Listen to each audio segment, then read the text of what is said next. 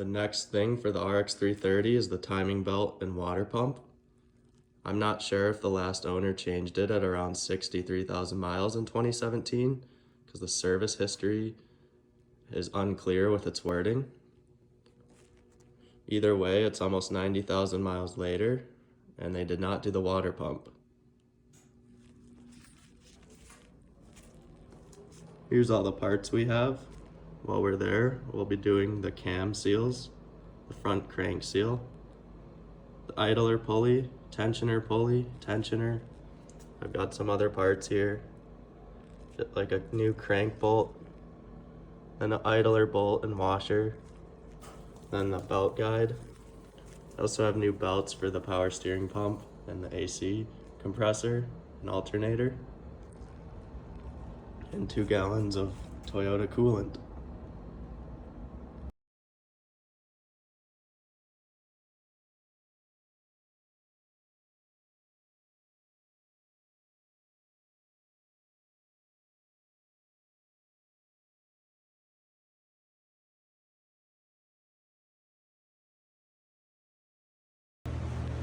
First, we got the torque rod or dog bone mount off, and then 2 brackets.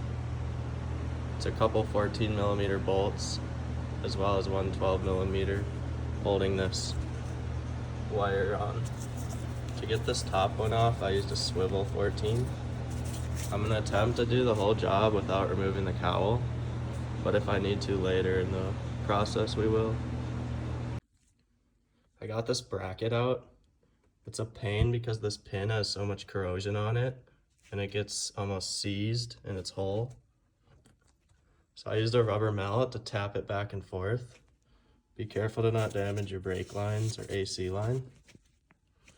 It took me probably 5 to 10 minutes to wiggle it free, but it eventually came out. I also took this ground cable off the body down there with a 10mm wrench. We'll fold this up out of the way.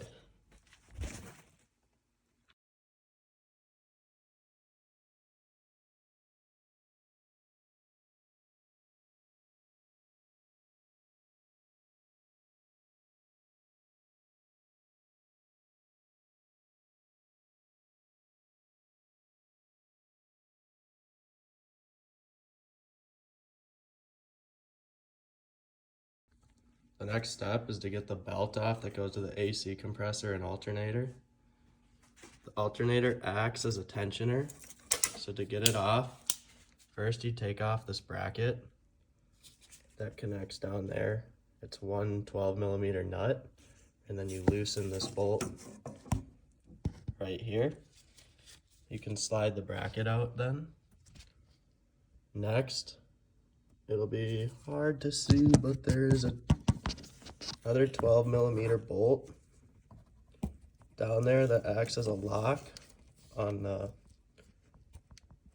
tensioner. You can just see it past the pulley. You have to loosen that, and it's a pain to get a ratchet between these hoses. So I held this line to the side and I was able to get enough room to loosen it here. Then I took this small or stubby 12mm ratcheting wrench to loosen it the rest of the way.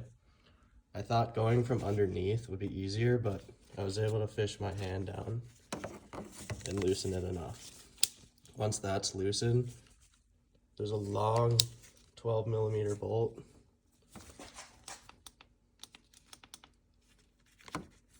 That rusty one right on my camera. Then you have to loosen that, and that'll swing the alternator downwards and loosen the tension on the belt. The contraption I use to loosen it is my impact with a swivel 12 and a couple swivel extensions or wobble extensions. You don't need that. You can use a 12mm wrench and get your hand in there from either below or above. It'll just take much longer. Once that was loosened enough, I was able to pull the belt off all 3 pulleys and get it out of the car.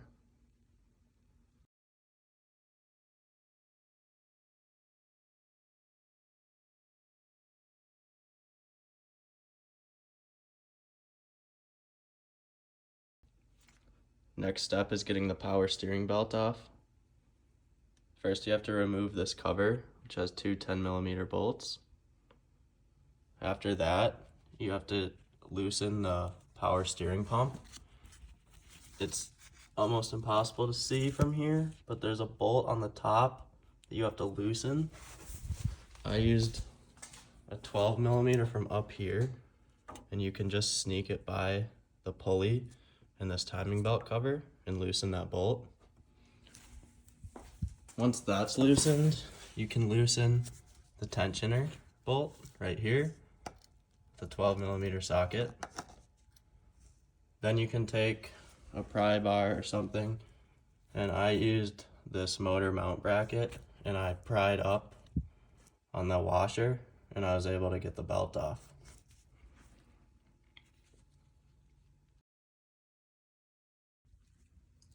My impact wasn't able to get the crank pulley bolt out, so here's what we're gonna have to do. I have my special tool to hold the crank in place, and then I have this long extension on my 22mm socket with a jack stand holding it up, and I'm gonna use a breaker bar to break it loose.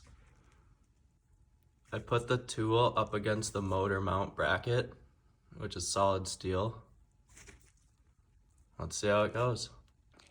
I couldn't get the crank pulley bolt off with the breaker bar or my M12 impact. I'd even tried using a weighted socket. Still no luck. So I had to borrow this DeWalt, which has 1,200 foot-pounds, and that was able to get it off, no problem. So if you're doing this job and your car hasn't had this bolt off ever or in a really long time, you might want to make sure you have a backup tool option to get this bolt off, because I couldn't even get it off with a breaker bar with a cheater pipe.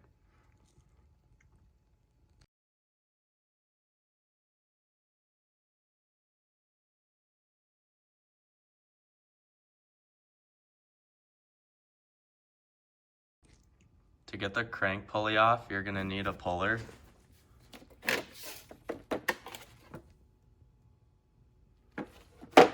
Once you have the puller, it makes it super easy. Now we can move on to the lower timing belt cover.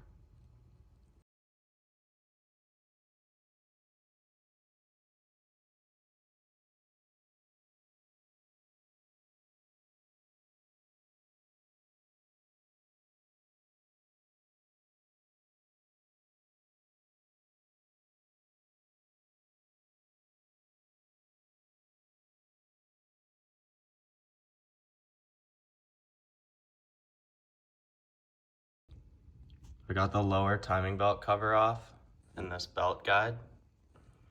There's 4 bolts. That's where they're located. Last one's in here. You have to move this bracket out of the way to get to one of the bolts and then pull the cover out. And if you look up here, we can see that the water pump is leaking, so it's a good thing we're replacing it. I can't tell the condition of the belt yet.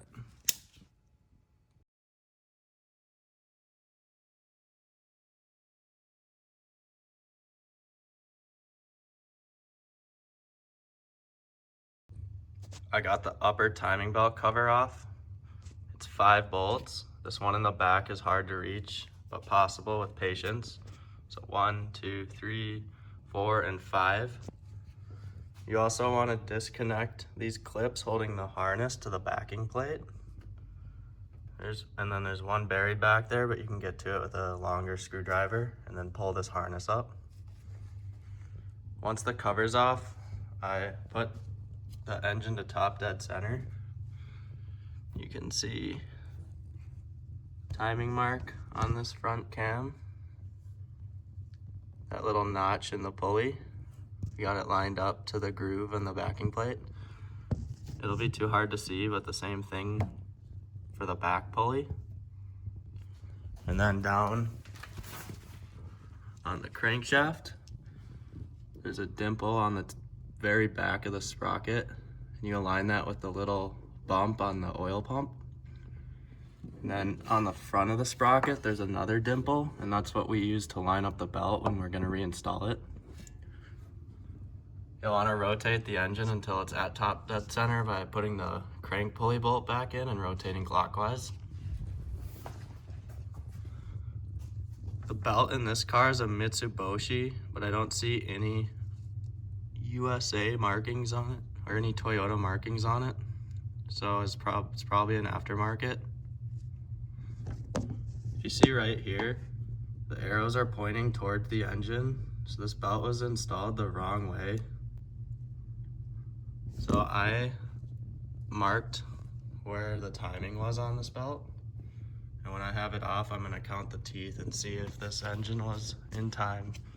I believe it was because it didn't run rough at all, but it'll be interesting to see. The next step is we need to get this mounting bracket off. To do that, we're gonna have to jack the engine up because it won't clear the frame rails. In order to do that, we need to remove this 19mm nut from the engine mount. I was able to get it off with a 3A socket with a Longwell 19 on the end.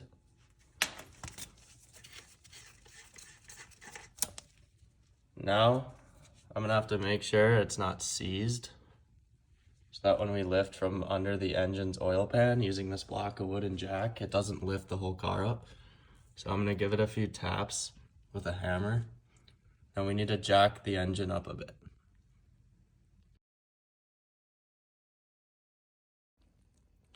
I got the bracket off. There's 2 bolts, 12mm, and a nut. And 2 nuts if you left one on from taking off the alternator bracket prior. This is how much I jacked the engine up. Not much at all. And I was able to get the bracket out.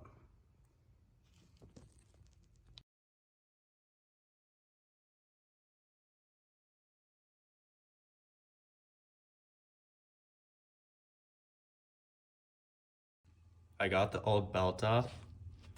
The easiest way to do it is to remove this idler with a 14mm bolt that sits at the top of the backing plate. Once that's gone, all the tension is off the belt and you can easily pull it out.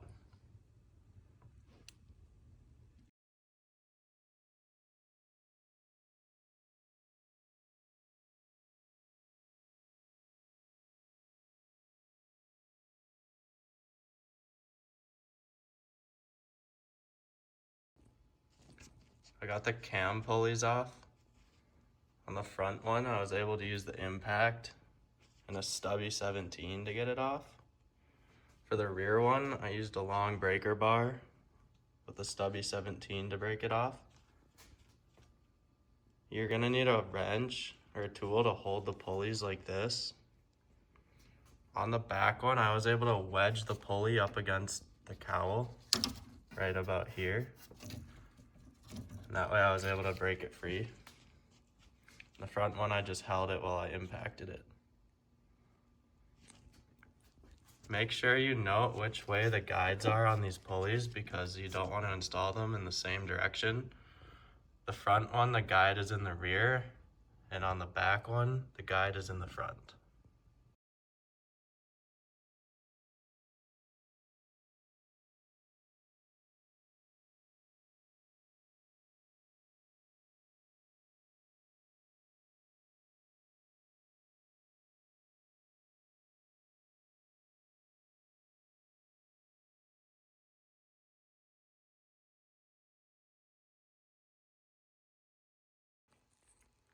Got the backing plate off. It's held on by 6 screws and then this really annoying harness clip down here that even if you push in with a pliers does not want to come out. So you kind of just have to end up breaking the clip. After I got the backing plate off, I pulled the 2 camshaft seals. I've never had to use a seal puller before. I usually use a screwdriver, but these things are like hockey pucks. So this cheap seal puller actually worked really well. And I got the back one off in probably under a minute. And the front gave me way more of a fight. So I would definitely pick one of these up, especially for the back, because getting a screwdriver back there without damaging the cam is going to be really hard.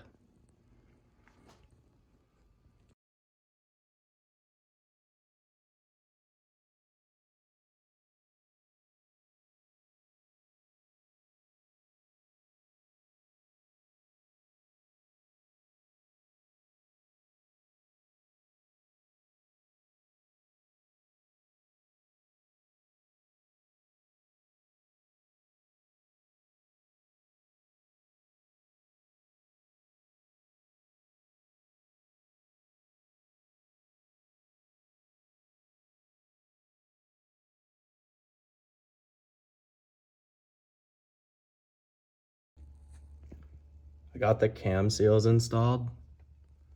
To put them in, you're gonna wanna get this special tool. This one's from JTC for like $40. This one uses a 19mm wrench. I put a small amount of grease around the lip of the seal, and then I start it on by slowly rotating it. Once the seal is completely on the edge, what I do is I rotate it around 360 degrees, or as much as it takes for me to confirm that none of the lips folded over. You want to make sure that the seal looks like this all the way around and that lip didn't fold underneath. The back is much harder to do, so this is the one you want to take your time on and really rotate that seal after you get it on to make sure none of your lips are folded. Once they're on, you use this and you thread the stud onto where the cam bolt would go, and then you just tighten it home slowly until it's snug, not too tight. You just want the seals to be flush in the cylinder head.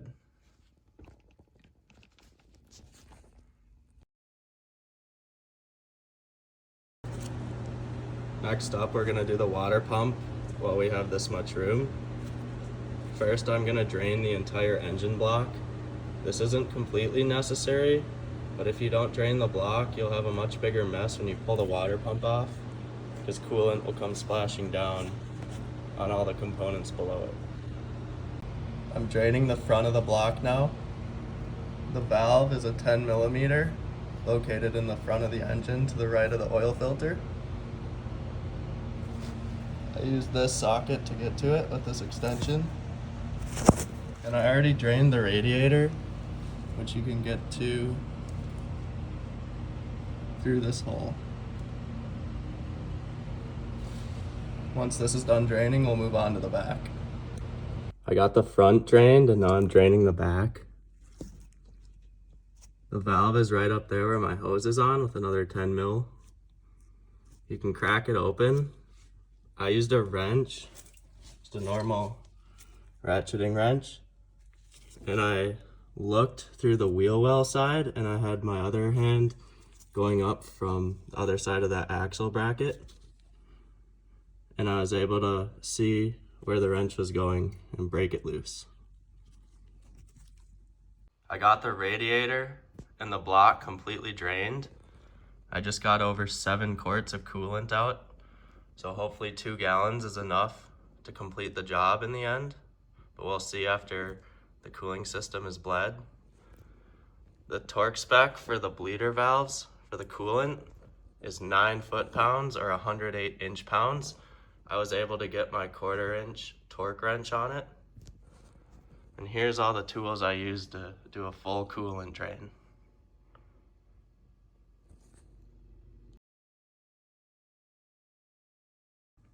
I got the tensioner pulley out using a 10mm hex. Don't forget about the washer on the back. If you're reusing the hardware, you'll need to reinstall that to make sure the pulley's at the right distance. One painful thing about the RX330 timing belt job is the tensioner. There's a bolt that sits behind the power steering adjuster bracket. And in order to pull the power steering pump far enough down you have to remove this engine mounting bracket.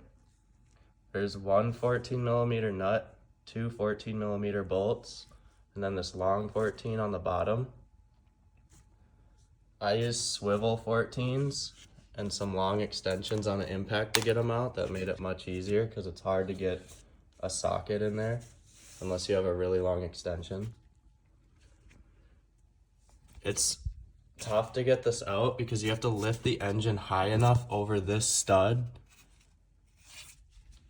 Right here has to be lifted high enough over this stud to pull it out of the stud up there.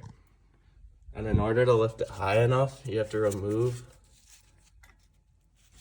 from the rear mount, you have to remove this long 17mm. For that, I used another swivel and an extension, and I couldn't get it loose with this impact, so I had to use the big one again. Once that bolt was out, I'm able to lift the engine very high. And then make sure that you have a block of wood on the edges of the oil pan so you don't dent the middle, and that your jack has a good hold. Because while that bracket is off, you don't want the engine falling down at all. It would almost be a good idea to put a jack stand with a pad under as a backup. But now that all this is out of the way, I can pull this down and get that top bolt off the tensioner. And then we'll also need to pull it down when we torque it to spec. I got the tensioner out with the two 14mm bolts. The top one's really short. How I did it is I used this socket and a long 14, and I went in from the top and almost used the socket as like a pry bar to push the pump down and then get it over the head of the bolt. It might be possible to not remove the engine mounting bracket and push this down hard enough. I just didn't try it, but once I have everything back on, I'll try it again and see if I can push this power steering pump far enough back to get this socket clean on it. If that's possible, that could save you guys some time and pain. And in 90,000 miles, when I do this again, save a couple minutes. I got the new tensioner installed. It's not very difficult, and the torque spec is 20 foot-pounds. I'm putting that in now because I want to put the motor mount back so I don't just have a jack supporting the engine up for the rest of the job.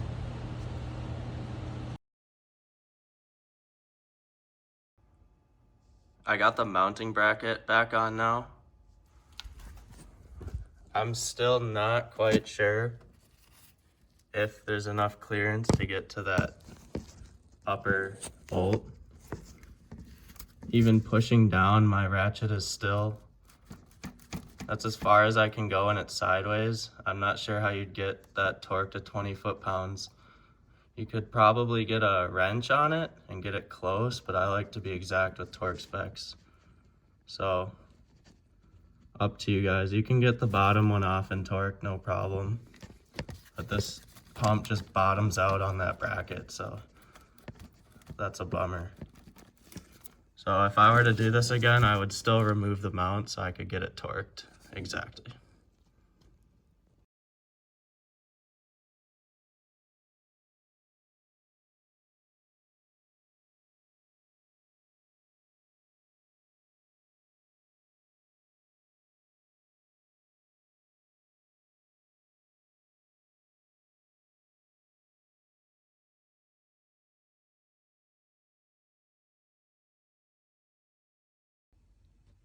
I got the water pump and gasket off.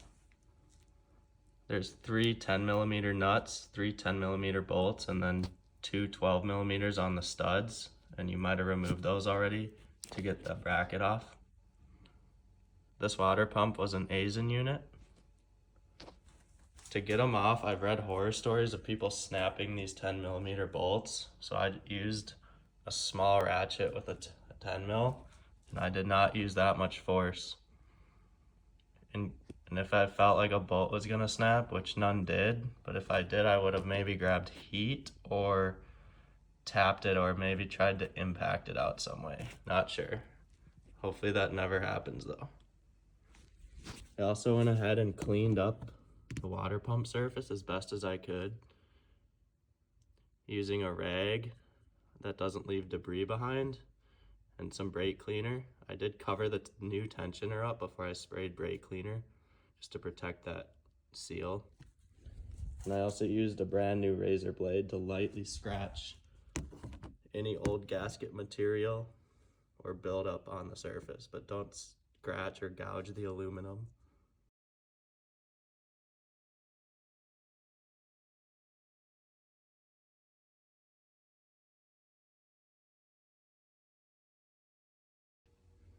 I got the water pump and new gasket installed.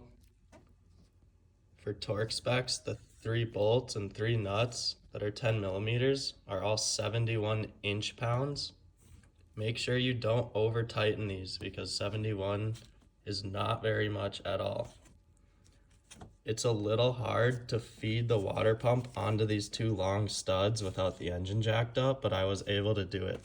Just be careful so you don't scratch the mating surface of the water pump against the studs.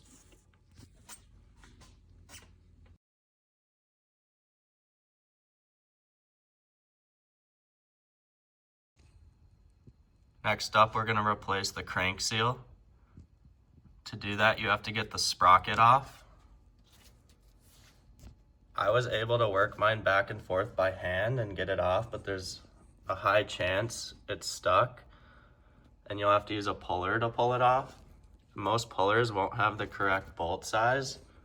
So here's what you need: an M6 by 1 millimeter, and the longest you can get, the better. So I have these 90 millimeters, but I did not have to use them this time. I got the old crank seal out and the new one installed. To get it out, I used screwdrivers, and this one's 20 years old, so it was pretty tough to get out. Be extremely careful to not scratch up the crankshaft and only use it as leverage to get the seal out with the tip of your screwdriver. And also be careful to not dig in too far because that is your oil pump behind it. To put the new seal in, I got this 3D printed tool from OK Tools, and it worked really well to evenly push the seal in by tapping the back with a mallet. He sells this with a camshaft tool as well, versus the tool I use for the camshaft is like 40 or 50 bucks, and this only cost me about $25 plus shipping. So this is a good thing to pick up if you're doing this job, with that camshaft seal installer as well. If you don't have the installer, you can use a 1/4 inch extension and just lightly tap around the seal until it's all the way in place.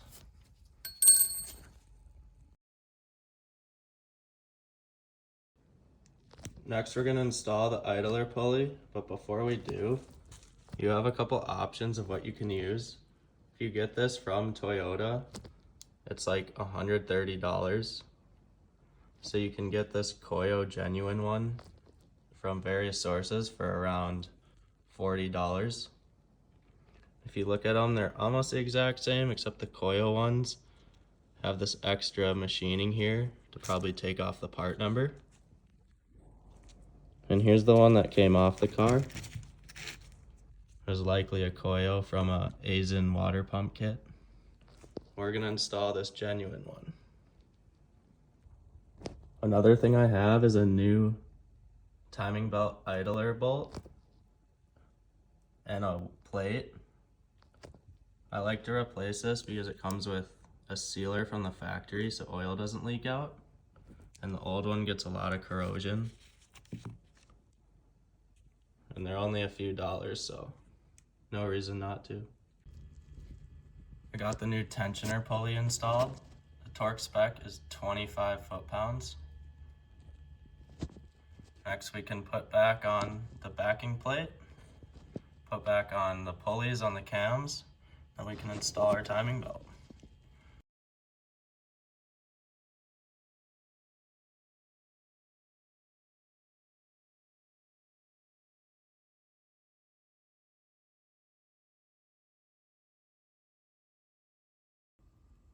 I got the timing cover backing plate installed. The 6 10mm bolts are 76 inch-pounds. Now we can put the cam pulleys back on.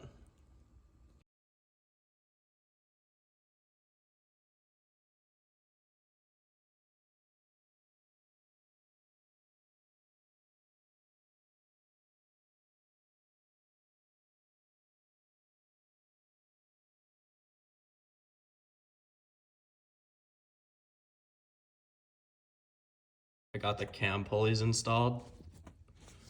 Make sure that the guide on the front cam is facing the back and the guide on the rear cam is facing the front. The torque spec for the 17mm bolts is 92 foot-pounds. For the front pulley, I wedged it up against the bottom of the cowl, the holder tool, and I was able to use my big torque wrench with a stubby 17mm socket or a long socket on this one to get it to 92 foot-pounds. For the rear one, I had to use the stubby socket, and I was able to wedge the pulley holder against the engine mount bracket down there, and it worked well.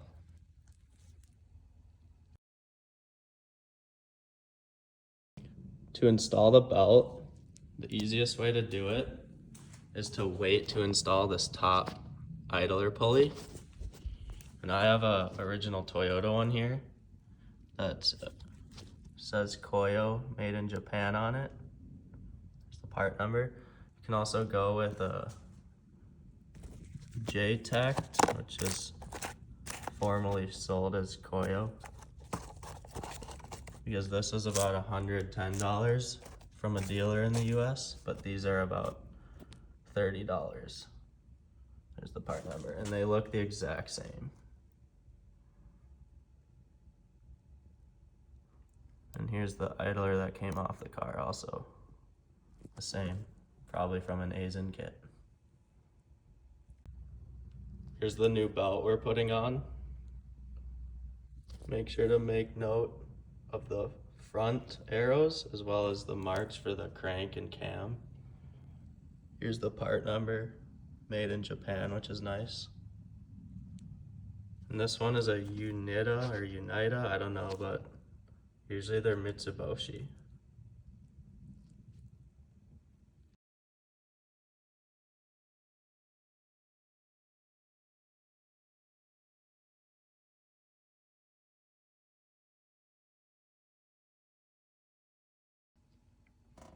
I have the timing belt mostly on.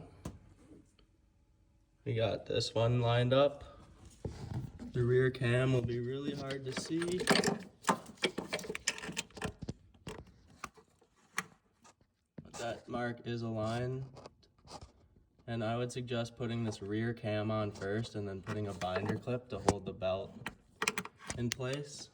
Once you get the rear cam on, come down to the crankshaft.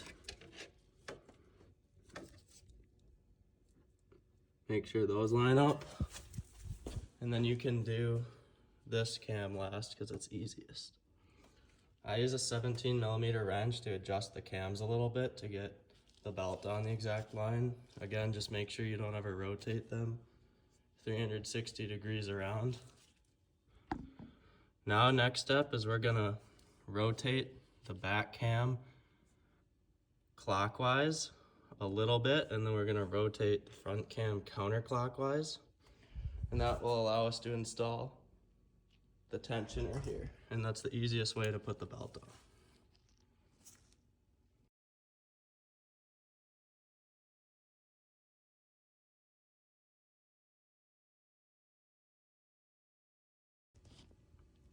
I got the pulley on. Torque spec's 32 foot-pounds for the 14mm bolt. After I put the pulley on, I rotated this cam a little bit backwards to take the tension out of the front, and then I rotated the rear cam a little bit backwards as well, because we want all the slack in the belt by the tensioner and not on the water pump. This is firm and this has a lot of slack. Now we're gonna triple check our alignment marks. And once they're triple checked, we can go ahead and pull the tensioner pin and then the belt is installed.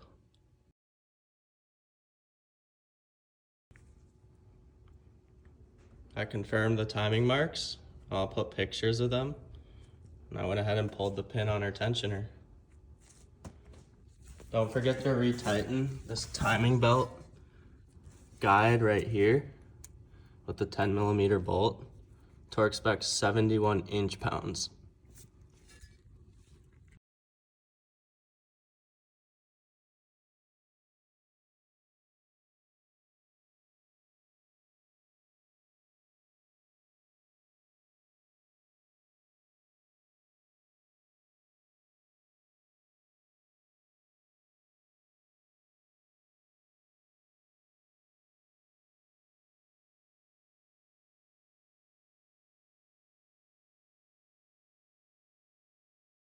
I got this engine mounting bracket back on. Remember, you have to jack the engine up a little to slide it in. It's kind of like a puzzle, but it was pretty easy. Then the 2 bolts and 2 nuts are 21 foot-pounds. Now when we're putting on our covers, remember that the top one has to go in first and then the bottom one.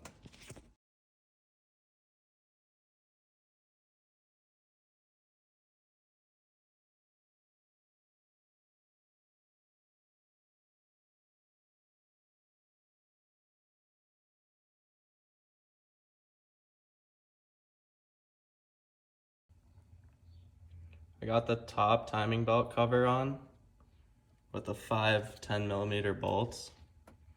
The rear one is an adventure. You probably saw me struggling in the time lapse. So it wasn't loose enough for me to tighten it with my hand, and it wasn't tight enough to catch the ratchet on the wrench. So that took a while.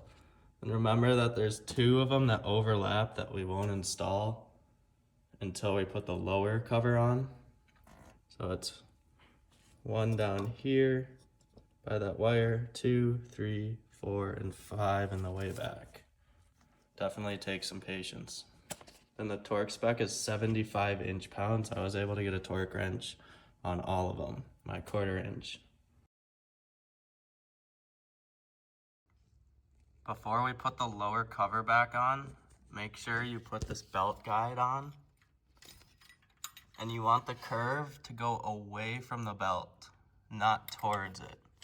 So double check you have the orientation correct. I got the lower timing belt cover on with the 4 bolts. Pretty simple. Make sure that belt guide is in there in the correct way.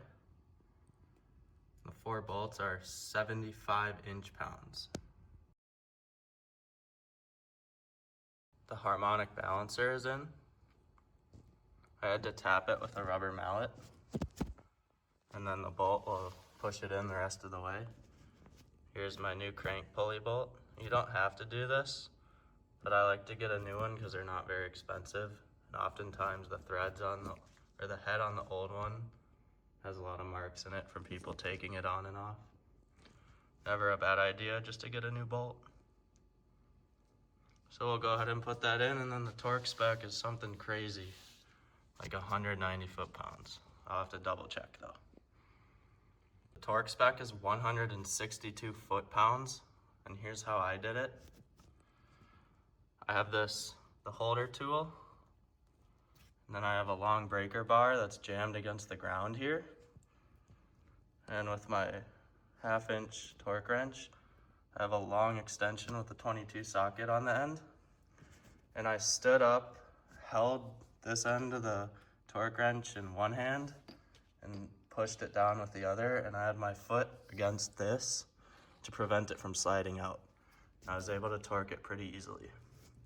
I was gonna jam the tool up against this bracket, but it hits the motor mount and you don't wanna damage this motor mount, so this is a better alternative. So yeah, it's torqued, 162 foot-pounds.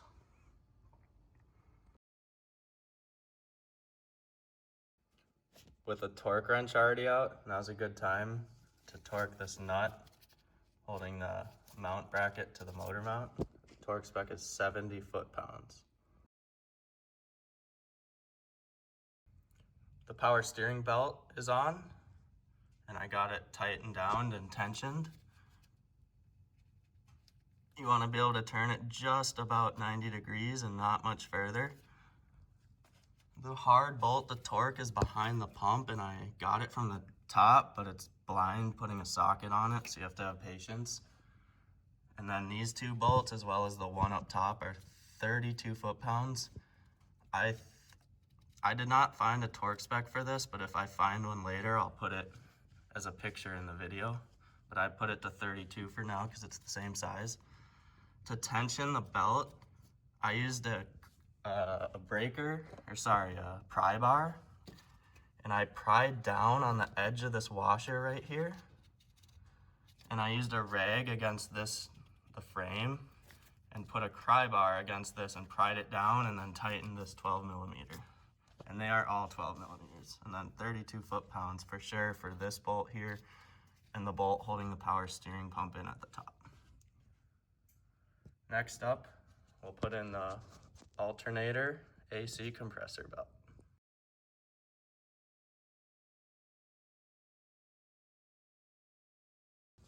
I got the alternator and AC compressor belt on. Tensioning this belt is a big pain on the RX. The bolt has no room. So I use this long extension on my 1/2-inch impact with a swivel socket. Made it way easier. Then at the bottom, that bracket, don't forget about the 12 millimeter lock nut, if I can get it to focus. I got it tight by using a mini ratcheting wrench, and I went in from underneath the car where the splash guard would go. And that was the easiest way, because it's impossible to feed a socket down here and then tighten it with all this stuff in the way. It's not impossible, but just a huge pain. So now we'll put on this bracket up right here, and then we have to get this tightened once the bracket's between it. I got the rest of the alternator secured.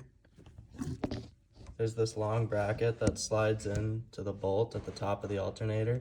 You have to undo that 12 millimeter nut to get it in. The torque spec for the nut is 21 foot-pounds. The torque spec for the 14 millimeter bolt on the top of the alternator is 43 foot-pounds. And I put this mounting bracket in place, and that's what we'll put in next.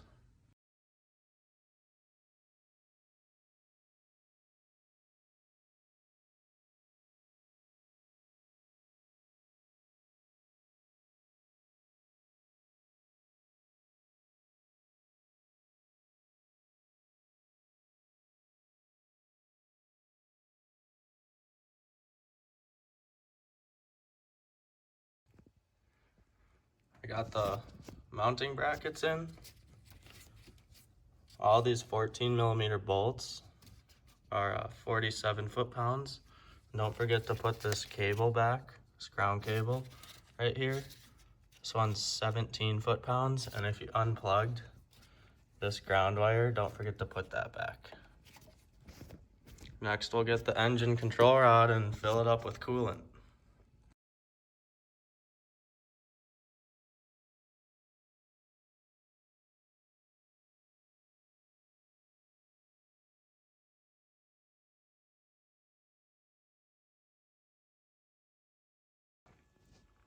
All right, we got the engine control rod in, 47 foot-pounds here. Then I couldn't find the torque spec for this one. Service manual does not remove this. They take out the bracket below it, this bolt, and pull it all as one. So that's what I'll do next time. But I assume it's 47 foot-pounds as well. And don't forget that your ground wire runs underneath this other wire right here. And this one's 17 foot-pounds. There we go, now we add coolant and we'll start the car. Hopefully we don't bend any valves.